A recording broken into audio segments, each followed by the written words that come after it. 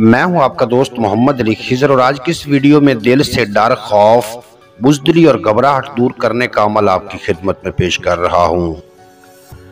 बाज़ लोगों के दिल में बिला वजह डर खौफ पैदा होता है।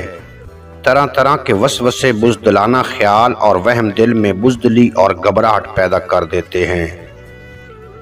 ऐसा आदमी हर तरह से लायक और काबिल होने के बावजूद किसी काम का नहीं रहता। परेशानियां कदम कदम पर रुकावट बनती रहती हैं। बेजा डर खौफ इसको किसी से बात करने और किसी जगह जमकर काम करने से रोकता है।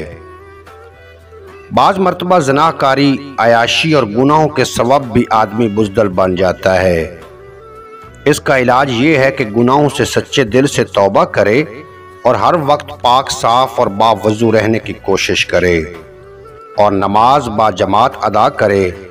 दिल से डर खौफ निकालने के लिए रोज़ाना बावजू 360 मरतबा ये कलामात पढ़ें, या सलामो, या हफीज़ो, या कव्वी।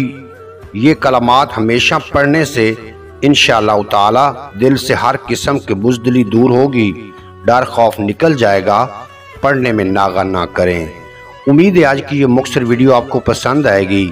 अगर वीडियो पसंद आई हो तो चैनल को सब्सक्राइब फरमा के बेल नोटिफिकेशन को प्रेस करना, ताकि मुस्तकबिल में अपलोड होने वाली तमाम वीडियो बर वक्त आप तक पहुंचती रहें।